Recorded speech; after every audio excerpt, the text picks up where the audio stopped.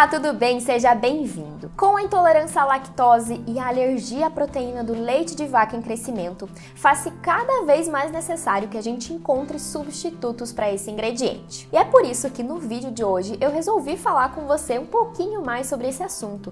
Quais tipos de leite, principalmente vegetal, a gente pode utilizar para substituir o leite de vaca? Seja para bebê ou até mesmo em receitas, em preparações. Então fica comigo para você saber detalhes sobre isso e você saber exatamente qual substituto você pode usar aí na sua casa. Mas antes disso, eu quero te convidar a se inscrever aqui no canal e também ativar as notificações apertando no sininho que está logo aqui embaixo, que dessa forma você é sempre avisado que a gente tem novidade por aqui. Quando a gente pensa em substituir o leite de vaca, a gente tem realmente diversas opções, né? Como eu falei, a gente tá com um crescimento muito grande de pessoas com intolerância à lactose, com alergia à proteína do leite, e é por isso que a gente precisa dessas opções. Então a gente encontra leite de soja, leite de inhame, leite de aveia, leite de amêndoas, enfim, é realmente uma infinidade de opções. E com isso também, com todas essas opções que a gente tem hoje em dia, gera muitas dúvidas, né? De qual será que é melhor a gente utilizar? Será que ele vai ter características similares ao leite de vaca? Será que tem algum cuidado que eu preciso tomar? E realmente, quando a gente pensa em características nutricionais, a gente precisa diferenciar muito bem o leite de vaca de todos esses outros leites, né, que a gente tem, esses leites vegetais que a gente fala.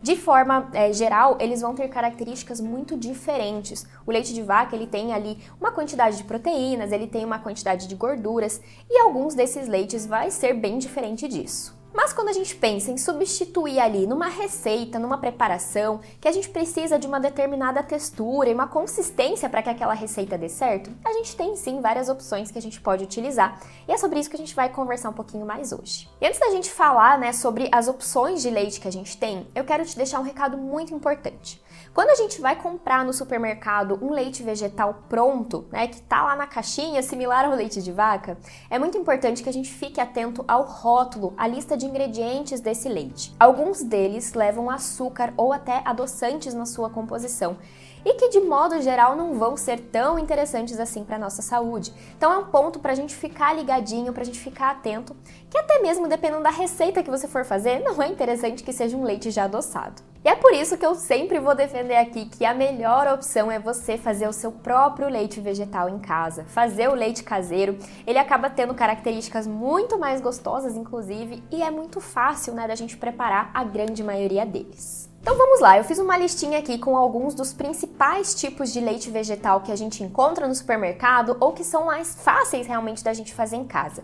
E nós vamos começar pelo leite de coco. Ele é um pouquinho diferente daquele leite de coco que a gente compra industrializado, naquele vidrinho, porque a gente vai fazer esse leite de coco para utilizar em receitas ou até mesmo para beber a partir da polpa do coco seco. E esse leite de coco para bebê, ele já é mais tranquilo da gente encontrar no supermercado pronto, né? A gente tem várias marcas hoje que já fazem, que é realmente diferente daquele do vidrinho, né? Ele tem características distintas, mas é bem tranquilo da gente achar no supermercado. E algo super interessante sobre o leite de coco é que ele vai se encaixar tanto em receitas doces quanto em receitas salgadas. É por isso que aquela dica que eu deixei ali no começo de ficar atento à composição do leite de coco que você vai comprar pronto, para ele não ter o açúcar ou nenhum tipo de adoçante, é que ele vai se encaixar nas receitas salgadas também. O leite de coco, ele tem uma característica que ele vai sim ter uma maior quantidade de gorduras e praticamente nada de carboidratos e proteínas.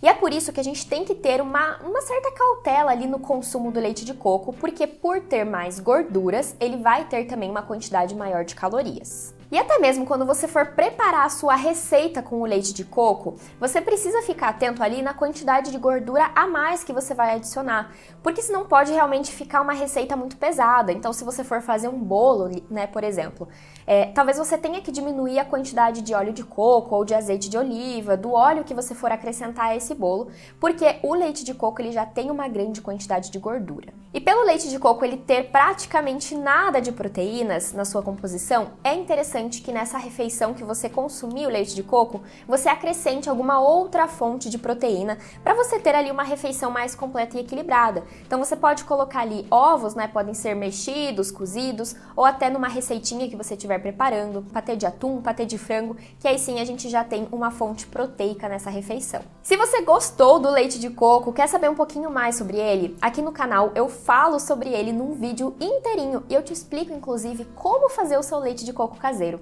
Eu vou deixar o link para você aqui embaixo para você assistir logo na sequência. O próximo leite que a gente vai falar são o leite de oleaginosas. Então aqui a gente pode falar um pouquinho mais sobre o leite de amêndoas, o leite de castanhas e também sobre o leite de amendoim. Ele vai ter uma característica similar ao leite de coco, porque eles vão ser mais ricos em gorduras, mas é menos do que o leite de coco. Então a quantidade de gorduras que a gente tem nesses leites de oleaginosas se comparam ao leite integral de vaca, por exemplo. E é importante que eu te diga que essa gordura, né, tanto do leite de coco que a gente conversou há pouco, quanto do leite de amêndoas, de castanhas, ou até mesmo do leite de amendoim, é uma gordura que é saudável para a nossa saúde. Então não tem problema, de forma moderada, a gente consumir esses alimentos. O leite de amendoim, em particular, ele tá crescendo, tá sendo mais comum a partir de agora, que a gente precisa de novas opções. Por quê? Aqui no Brasil, ele é um leite que acaba sendo muito barato, muito acessível, porque a gente tem muito amendoim sendo produzido aqui no Brasil. O leite de amêndoas e de castanhas, ele acaba tendo um valor agregado um pouquinho maior. A gente já tem muitos no mercado também, mas o de amendoim, ele pode sim ser uma ótima opção. E assim como o leite de coco, o leite de oleaginosas e também de amendoim vai ter uma pouquíssima quantidade de carboidratos e também de proteínas na sua composição. Mas ele pode entrar em diversos tipos de receitas, de preparações, acaba sendo muito versátil. Agora vamos falar um pouquinho sobre o leite de aveia e também o leite de arroz. Eles são leites que vão ter uma maior quantidade de carboidrato na sua porção, visto que o arroz e a aveia eles são fontes de carboidrato. O leite de aveia ele é super interessante porque ele vai ter sim uma maior quantidade de fibras na sua composição. A principal delas é a beta-glucana, que a aveia é riquíssima nesse tipo de fibra. E ela também vai ter uma maior quantidade de proteína na porção do que os leites que a gente comentou anteriormente. Já o leite de arroz ele é uma opção muito legal para pessoas que são alérgicas. Algumas vezes acontece, né? A pessoa que tem alergia à proteína do leite de vaca acaba tendo várias outras alergias associadas. E o leite de arroz ele pode ser uma ótima opção, porque ele realmente tem uma proteína que quase não é alergênica, né? Então acaba sendo uma opção super prática e que também é muito versátil, a gente pode utilizar em diversos tipos de preparações. E agora a gente vai falar um pouquinho sobre o leite de soja. Ele foi um dos primeiros a aparecer no supermercado, ele é realmente muito comum, a gente encontra com uma grande facilidade. Só tem que tomar aquele cuidado que eu falei anteriormente, de que a grande maioria deles tem adição de açúcar ou até mesmo de adoçante na sua composição. E por ser um leite proveniente de uma leguminosa, que a soja é uma leguminosa, ele vai ter uma quantidade de proteína maior na sua porção, o que acaba sendo muito interessante. Então você pode perceber que a gente tem várias opções de leites vegetais para a gente utilizar, né? Leite de oleaginosas, de amendoim, de aveia, de arroz, enfim, temos uma infinidade que você pode até ir diversificando aí na sua rotina. Um cuidado que a gente precisa ter é que esses leites vegetais, de modo geral, eles não vão ter cálcio na sua composição, que é uma das características principais do leite de vaca. Já existem alguns leites vegetais que a gente compra pronto, que são feitos ali a nível industrial, que eles acabam adicionando esse mineral na sua composição ali, para que a gente realmente tenha essa ingestão aumentada, visto que na alimentação brasileira da população de modo geral, o leite e os derivados de leite, eles vão ser uma das maiores fontes de cálcio na nossa alimentação. Então é algo que a gente precisa ter cuidado.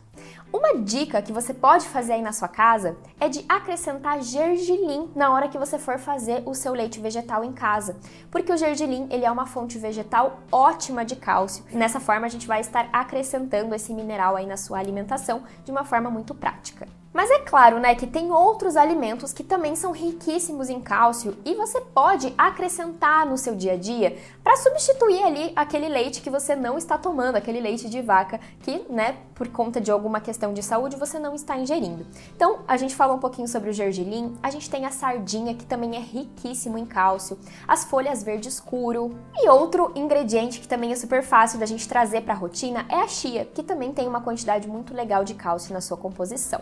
Então você pode ver que não é difícil substituir o leite de vaca pelos leites vegetais. A gente precisa conhecer um pouquinho mais das características deles e saber em qual momento utilizar cada um. Todos eles vão ter benefícios, vão se encaixar em momentos específicos. O que a gente precisa fazer é experimentar, testar. Eu tenho certeza que você vai se adaptar muito bem com algum deles que a gente conversou aqui. Então já escreve para mim nos comentários qual leite vegetal você mais gosta, qual que você utiliza aí na sua casa e por quê? Me conta um pouquinho, eu gosto de saber sobre vocês também. Aproveita e já compartilha esse vídeo com alguém que você conhece que não está tomando leite de vaca, que precisa dessa substituição e desse guia. Tenho certeza que você vai ajudar muito ela. Eu espero você então nos próximos vídeos. Tchau, tchau!